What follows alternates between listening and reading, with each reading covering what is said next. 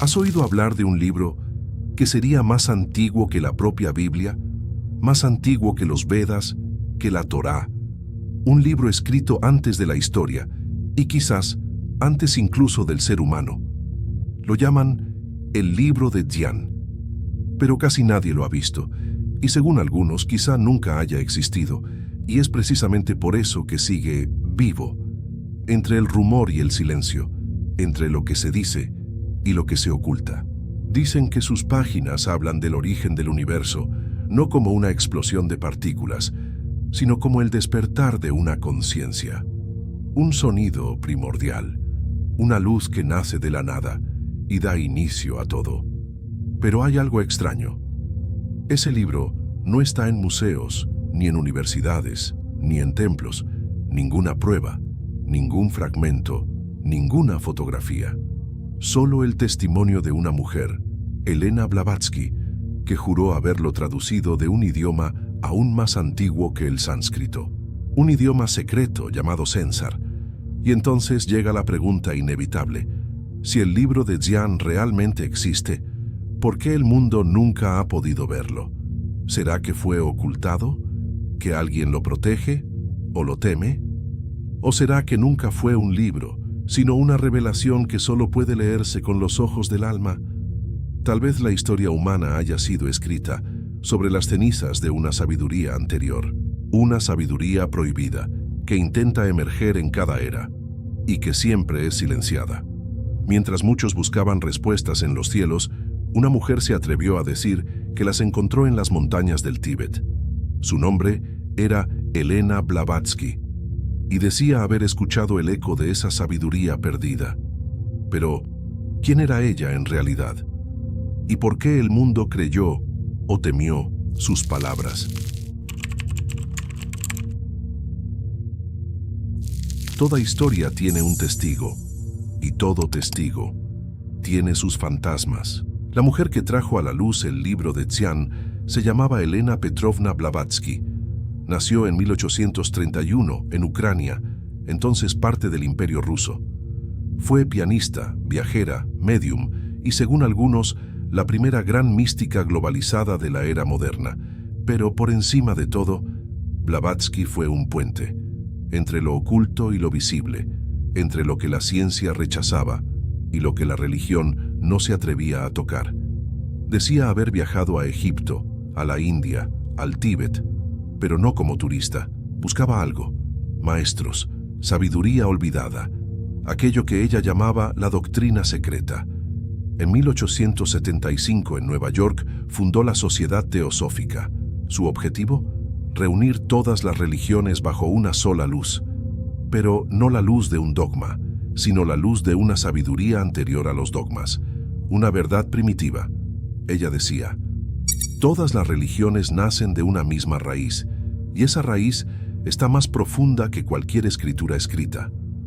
En 1888, Blavatsky publicó su obra más ambiciosa, La Doctrina Secreta, en 2 volúmenes, y es en ese libro donde aparecen por primera vez los versos conocidos como Las Estancias de Dzyan, fragmentos enigmáticos que ella afirma haber traducido de un manuscrito que solo los iniciados podrían comprender. Ella insiste: no creó el texto, lo recibió de fuentes espirituales superiores, maestros que no pertenecen a ningún país, sino a otro plano. Y entonces surge la duda, como una sombra: ¿fue Blavatsky una mensajera o una creadora de mitos? No fue una santa, fue acusada de fraude, de charlatanería, de exageración, pero también fue venerada como profetisa, como reveladora, como un canal de algo que no puede medirse con microscopios ni con dogmas. ¿Qué vio en el Tíbet? ¿Con quién habló? ¿Y por qué insistía tanto en que existía un libro que nadie más podía tocar? Pero tal vez, para entender el poder de ese libro, debamos ver lo que él decía, no con los ojos de la razón, sino con los ojos del silencio. ¿Qué hay en las estancias de Dzyan que hace que tanta gente crea que la creación no comenzó con una explosión, sino con un susurro?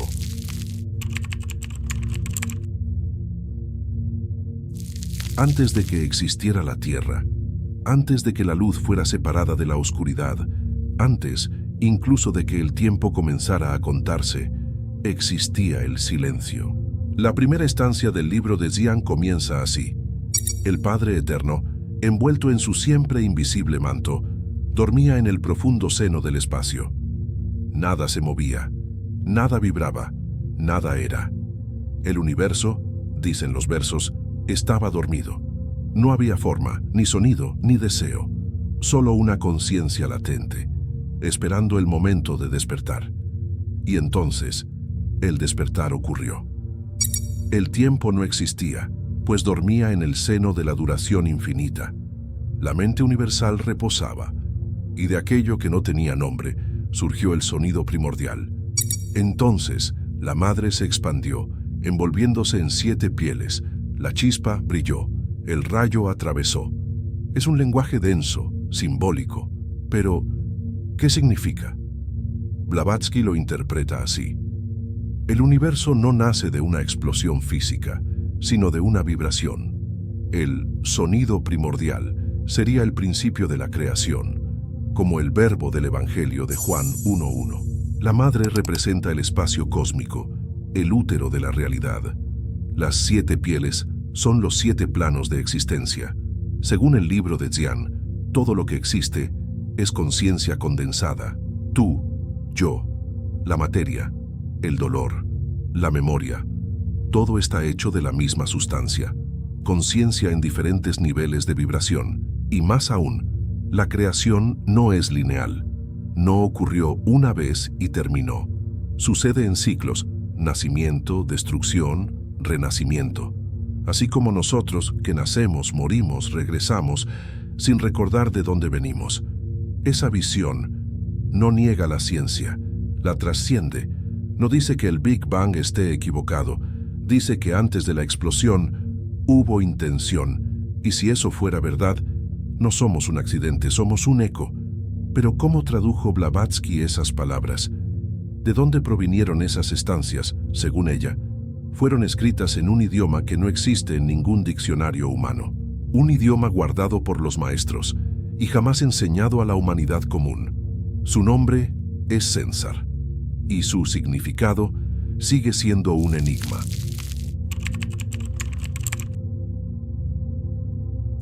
Toda escritura nace de una lengua, y toda lengua lleva dentro un mundo. Pero el libro de Xian, según Blavatsky, fue escrito en una lengua que nadie habla. Una lengua que no aparece en pergaminos antiguos, ni en tablillas de arcilla, ni en templos excavados. Esa lengua se llama Censar. Sería más antigua que el sánscrito, más ancestral que el hebreo, más profunda que cualquier idioma humano conocido. Blavatsky la describe como un lenguaje sagrado, preservado por iniciados, los maestros del Tíbet, e inaccesible para la humanidad común. No es una lengua para conversar, es una lengua para transmitir conciencia. Ella decía, el Censar es el lenguaje del conocimiento arcano. Ha sobrevivido en silencio, en los lugares donde el mundo no se atreve a entrar. Pero aquí nace un nuevo enigma. ¿Cómo tradujo un texto escrito en una lengua que nadie más conoce? Los críticos la acusaron de invención. Decían, si no hay diccionario, no hay prueba. Pero Blavatsky insistía, el Censar no se aprende, se recuerda. Para ella, el conocimiento sagrado no se guardaba en bibliotecas, sino en el alma antigua de quien está preparado. Es como si ciertos saberes no pudieran ser enseñados, solo despertados. Y si eso fuera verdad, el libro de Xian no sería un libro como los demás, sería un espejo espiritual, donde solo ve quien ya ha comenzado a recordar. Pero si esa lengua es secreta y el libro no puede mostrarse al público, entonces ¿quién lo guarda? Según Blavatsky, el libro de Xian no fue perdido, fue protegido por seres que no se muestran, pero que vigilan a la humanidad desde hace milenios. Son llamados maestros y viven, dice ella, en los lugares donde el cielo toca la nieve.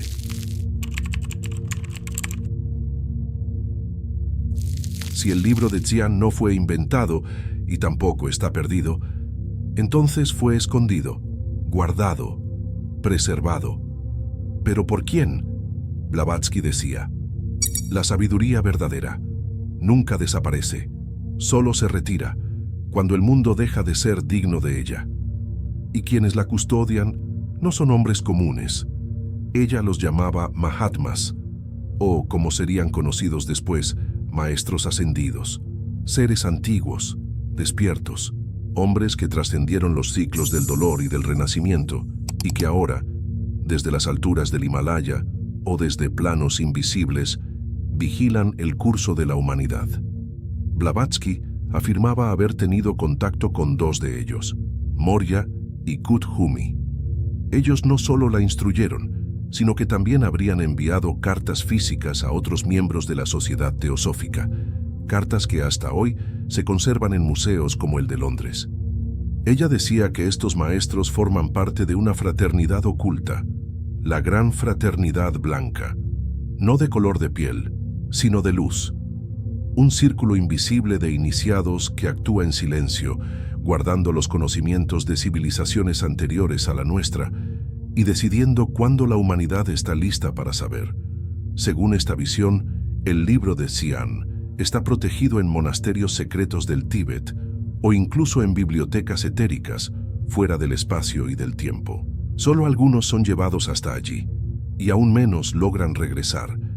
Pero hay un riesgo aquí, porque esta narrativa, poderosa, simbólica, arquetípica, puede tanto liberar como dominar.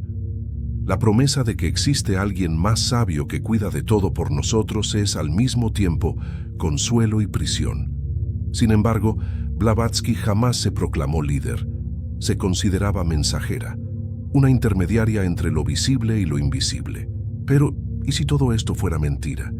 ¿Y si esos maestros nunca existieron? ¿Y si el libro de Xi'an nunca fue guardado porque nunca existió? Los críticos dicen que todo esto es invención, ficción mística disfrazada de verdad ancestral. Y aún así, ¿por qué hay quienes leen esas estancias y sienten que algo profundo despierta?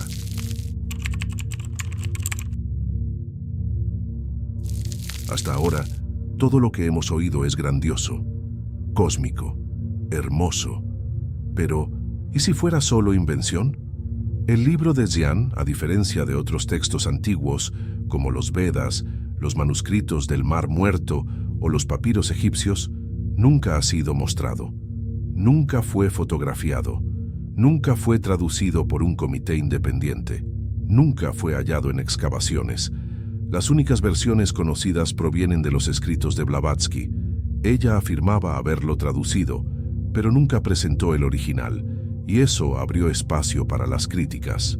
Estudiosos del siglo XIX la acusaron de plagio, de sincretismo forzado. Decían que mezclaba ideas de la India, del Tíbet, de la Cábala, del gnosticismo, y las cosía con un estilo poético para que parecieran una revelación. La pregunta inevitable resuena: ¿y si simplemente lo inventó todo? Pero, ¿acaso una creación invalida su valor? ¿Acaso algo necesita ser real, en el sentido arqueológico, para ser verdadero en el sentido simbólico? Porque incluso sin prueba física, miles de personas han leído las estancias de Xi'an y han sentido que algo se despierta dentro de ellas. Así como sentimos al leer la Divina Comedia de Dante, que nos llevó al infierno y al paraíso sin que nadie dudara del valor del viaje. O los diálogos de Platón, que narran ideas nacidas del silencio, ideas que jamás fueron probadas, pero transformaron el mundo. Carl Jung decía que un símbolo es verdadero cuando nos transforma. No importa si sucedió literalmente. Lo que importa es lo que despierta en nosotros. Y el libro de Xi'an toca algo muy primitivo, muy anterior a la lógica. Toca el misterio de existir. Y tal vez por eso, incluso sin pruebas, incluso sin confirmación, la gente sigue leyendo. Sigue habiendo quienes sienten no con los ojos sino con el alma, porque más que demostrar, este libro propone, y lo que propone es profundamente peligroso para quienes desean mantener las preguntas encerradas.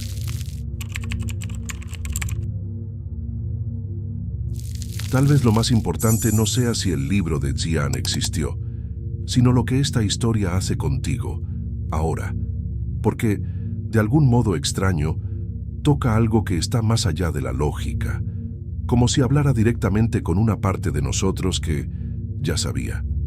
La idea de que el universo nació de la conciencia y no de la materia trae un consuelo difícil de explicar. No eres un error biológico, no eres producto del azar, eres memoria. Y si todo es vibración, como dicen las estancias, entonces el dolor también tiene sentido. La caída también forma parte.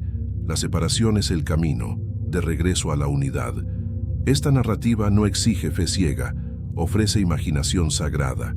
Dice, lo que sientes, esa nostalgia extraña, ese vacío, puede ser un eco de algo que ya supiste y que ahora intenta recordarte. Pero hay que tener cuidado, porque la idea de que existe un conocimiento reservado, un círculo de elegidos que poseen las llaves del universo, también puede herir. Puede volvernos eternos dependientes, siempre esperando que alguien superior nos diga qué pensar, qué sentir, qué hacer. La sabiduría que cura es aquella que despierta, no la que nos adormece con promesas. ¿Y si el libro de Jian fuera en realidad un símbolo de algo que ya está en ti? Tal vez el libro no necesite ser leído, tal vez necesite ser recordado. Pero si esta idea es tan transformadora, tan bella, tan profunda, ¿por qué se la trata con tanto silencio? ¿Por qué este libro, sea símbolo o realidad, incomoda tanto? ¿Qué hay en él que amenaza tanto a las instituciones, a las certezas, a los muros que construimos alrededor del alma?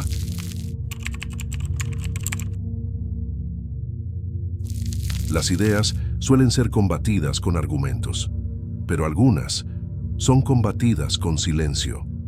El libro de Jian, aún sin prueba física, sigue siendo una de las obras más comentadas y más evitadas de la tradición esotérica moderna. ¿Por qué?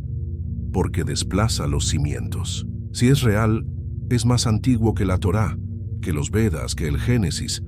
Es decir, coloca a todas las religiones en el papel de sucesoras, no como verdades absolutas, sino como ecos de una sabiduría anterior.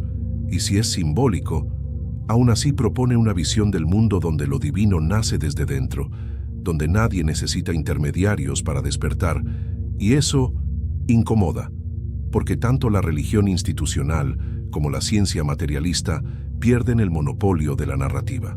Las religiones pierden el derecho exclusivo de decir qué es sagrado, y la ciencia pierde la certeza de que todo es solo materia. Por eso, el libro de Jian, sea real o no, amenaza estructuras que se sostienen sobre el miedo. Miedo a lo invisible, miedo a lo desconocido, miedo a que descubras que no necesitas pedir permiso para despertar. Pero tal vez, lo más peligroso no sea lo que está escrito en las estancias. Tal vez, lo más peligroso sea lo que despiertan. Porque si el libro de Jian es realmente un espejo, entonces la pregunta no es si existe. La pregunta es, ¿quién te conviertes si es real? Has oído una historia, o tal vez un recuerdo, de lo que sería el libro más antiguo del mundo, escrito antes del tiempo, guardado por manos invisibles, protegido por silencio y misterio. Conociste a Elena Blavatsky y la osadía de afirmar que el origen del universo no está en los telescopios, sino en el despertar de la conciencia. Viste las estancias, el sonido primordial, la madre cósmica, el silencio antes de la luz, y tal vez sentiste que esa narrativa no pertenece solo al pasado, está viva, porque aún resuena aquí. El libro de Jian puede que nunca haya existido como objeto, pero como idea, como símbolo, quizás sea más real que nunca. Y ahora la pregunta ya no es sobre Blavatsky, ni sobre el Tíbet, ni sobre la lengua perdida. La pregunta es sobre ti. ¿Quién te conviertes? Si esto fuera verdad, ¿quién estás listo para ser si la conciencia es más antigua que la materia? Y si la sabiduría que buscas afuera estuviera simplemente dormida dentro de ti. En el próximo episodio vamos a sumergirnos en los guardianes invisibles de esta tradición. ¿Quiénes son los maestros ascendidos? ¿Qué es la Gran Hermandad Blanca? ¿Y cómo esta idea moldeó a toda una generación espiritual moderna? Si este video despertó algo en ti, escribe en los comentarios "Yo recuerdo" y comparte este video con quien sientas que también está intentando recordar.